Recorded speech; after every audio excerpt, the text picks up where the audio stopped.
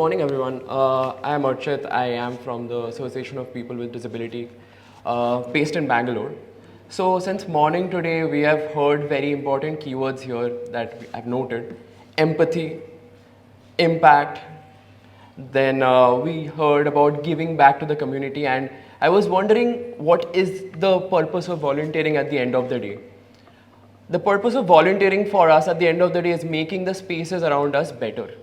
And what do we mean by better? We mean better in the sense of making it more inclusive, making it more accessible. And this is where the Association of People with Disability comes in with its fundamental goal: to make places more accessible, to make lives of people with disabilities to be more inclusive, to have their rights, dignity where it should be. The Association of People with Disability was established in 1959 by Hema ma'am, NS Hema.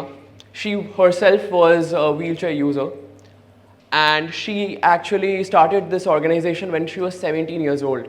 And this started when we did not have public conversation about disability. We had a very charity-based outlook for disability.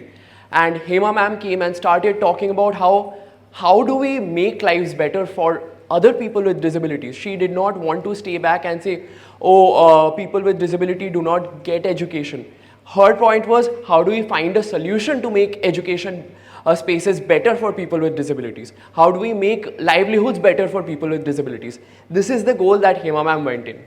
And now we have, every year, APD helps more than hundreds and thousands of people every year in terms of making their lives better, getting jobs, rehabilitation, and we work in schools, rural communities, urban centers. We have a horticulture program, and we follow a life cycle approach. So we approach from the beginning of birth to the end of life cycle itself.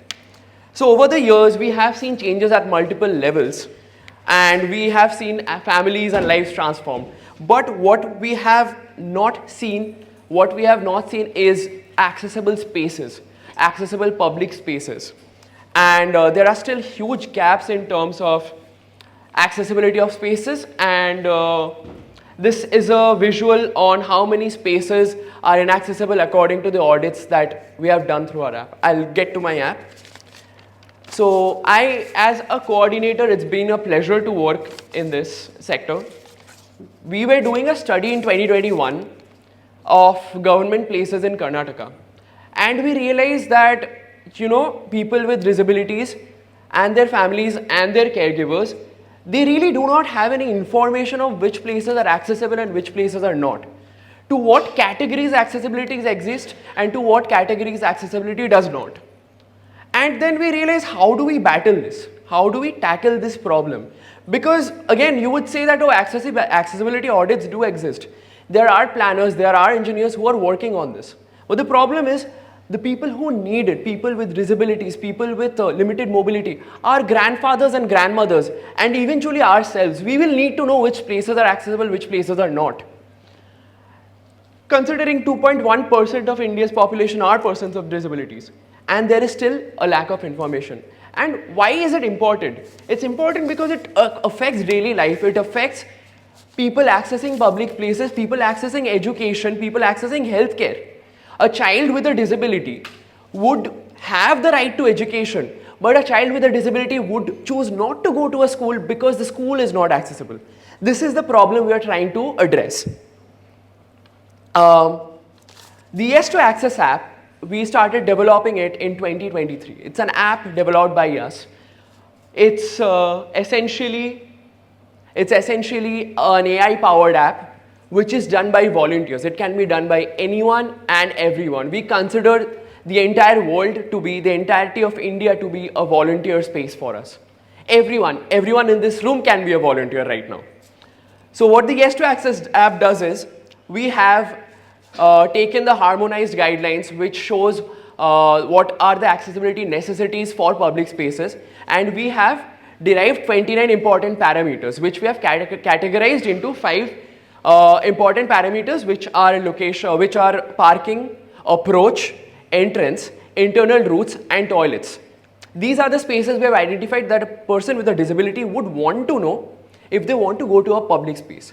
They would want to know if a cafeteria has an accessible parking space for them or not. How far is the parking space? Does the toilet have a sliding door, or does the toilet have a door which goes swinging in and out? Do they have clear signage? These are the questions we have come up with and we have in the app. And the easiest part is that the app is very, very convenient to use. You click a few pictures and we have trained the AI models to just tell you that, oh, this place is accessible, this has this, and this does not have a parking. The ramp is not accessible, the tactile paths are not there. So there are 14 location types, and till now we have conducted, this is data till August, but till now we have conducted in 1,95,000 audits and spread across 26 states. And we have more than 12,000 users. Amongst that, we have more than 8,500 volunteers who have joined in this cause. This is some data from the volunteers that they have collected till this moment.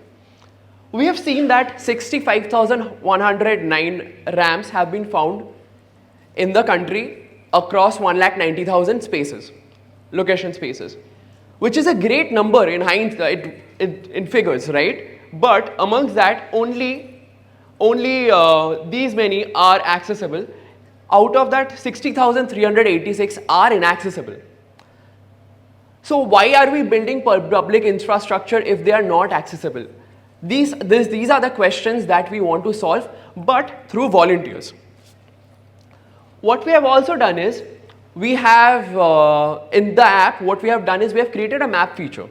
When a volunteer enters a rating or an answer, what it does is, it takes that data and puts it on the real-time map feature, where a person with a disability or us even, we can go there and check which places are accessible and which places are not. Say for example, we have Zomato app, Swiggy app that we can see, oh, this place has 4.3 review, we'll go there tonight to have dinner. We'll go there for breakfast. This place has, this place offers alcohol. This place is nearest to my place. But have we seen filters which say that, oh, this place does not have a ramp. This place does not have tactile paths. This place does not have clear signage. This place does not even have parking for a person with disability. So how would a person with disability know? So this is the map feature that we have also integrated into our application, which connects to the Google Map, and we can navigate to Google Map. A person with a disability, a caregiver, a friend, a family member, they can go navigate. And this is what we have done in Goa. So across Goa, we have collected 1,100 location audits. Till August, we have done this in July and August, we have done 1,100 audits, and it's only been done by college students from 10 colleges. It's only been done by college students. We have went and spoken to college students. One of my important takeaways from this was, we often see volunteer as a task. We assume that the whole society assumes that, oh, it's an extra work. And since morning we have learned about deficit volunteering, regenerative volunteering, right? So how do we progress from it? The idea for us is that volunteering is not a task. We have to understand that people want to make spaces around them better. People want to go to a space where everyone can access. We always assume that, oh, people are going to be busy. We have to be a little shameless in asking people, hello, we need to do this, we need to make a little space better. We cannot be hesitant about asking someone to make a space better. And that is probably the fundamental principle of how APD and VS2 Access functions. We know that we have to be a little shameless, and we have to understand that people want to help. That's the nature of people. These are some data on availability of tactile pathways across Goa, and it's very less. It's very, very less. Hardly 30% of areas across educational research, judicial legal buildings, healthcare sector, hotel and hospitality, retail and commercial, cafeteria and restaurant. Everything is done by volunteers, and students have done it without being nudged constantly. They have done it because they wanted to do it. And they wanted to take pictures. It's an easy process. They just go out and they just do it. Oh, we went to this cafe and we just took pictures. Oh, we are crossing this hospital and we thought we did not see any parking there. So we thought we'll just do this, we'll take a picture and do it. This is the feedback that we are getting from students. We are right now in Purple Fest in Goa participating. Our team is there.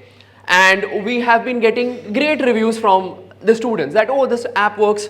And it's helping my grandmother also see that, oh, okay, this place, which are the places which are accessible near us. These are the conversations we are starting. This is the map feature, this is the picture of the map feature. So the navigate feature will directly take you to the Google map. Also, we have to understand that nothing of this kind happens in isolation. We have an MOU with the Department for Empowerment of Persons with Disabilities in the central government. We are also partnering with the government of Karnataka and government of Goa in terms of how do we put forward this data and make changes within the society. Yesterday, we were told that 2 districts in Karnataka would be made fully accessible after going through our data. And on the corporate side, we are also working with a lot of corporates. Recently, we have participated in Tata Volunteering Week. We have worked with CGI and Infosys. We are working with community groups such as Young Indians. And this combination of government, corporates, and citizen action is what gives Yes to Access project its strength. We understand the volunteers are the core of it. And now we have more than 8,500 volunteers who have collectively carried out nearly 2 lakh audits. We are at 1,95,000. These are students, professionals, community members, and people who have never really imagined themselves to be auditors. You don't need to be auditors to check if places are accessible around you. And when we have seen that when volunteers join, they don't really do a checklist of boxes. They become a part of the movement. They go out and ask questions like, oh, why is the metro lacking a ramp? And why is my home not welcoming for wheelchair users? And when these questions get carried into institutions, schools, workplaces and communities, they create ripple effects of change. Let me give you one example. So in Kolar, we worked with some volunteers and they did an accessibility check of this government space, and they found that there was an inaccessible ramp. What they did was, they took that ramp example, they took the data from the ramp and they went to the government authorities. Within weeks, they changed the ramp and they are now changing the other ramps in the area, or when there is no ramp, they are changing it. So that's the power of volunteering essentially. And the bigger picture again is that accessibility is not only about people with disabilities. By 2050, 1 in 5 Indians will be elderly. So accessibility will be a concern for us, our parents, our grandparents, and again, for our children and for us. So when we have inclusive infrastructure, it not only creates lives better for us, it creates lives better for the society. We have universal accessibility where everyone can be in the same room together. Right now, if a person with a disability had to come and speak here, they would not be able to get up on this stage. They would not be able to get up because there's no ramp here. We would need to bring a ramp here for a person with a disability to get up here. A person with a tactile path would need a solid, would face a lot of trouble to enter from those doors onto the stage because of a lack of tactile path. So how do we think of our spaces? And on that note, we are also working on a number of sustainable goals. How do we work on that? We are working on SDG 1, poverty. Economic opportunities would lead to workplaces will lead to better economic opportunities. We are working on health, we are working on education because we are making spaces of education better. We are working on reducing inequalities because when spaces are inaccessible, inequality grows. At the end of the day, what we are also doing, we are making sustainable communities, we are making sustainable cities. Every time we are imagining a city, we have to see whether people of disabilities are included or not in participatory mode. So today I call all of you to go through the Yes to Access application. It's on iOS as well as Android. Go through it. I would love to talk to all of you and we can create a larger, greater public infrastructure change for everyone to be involved.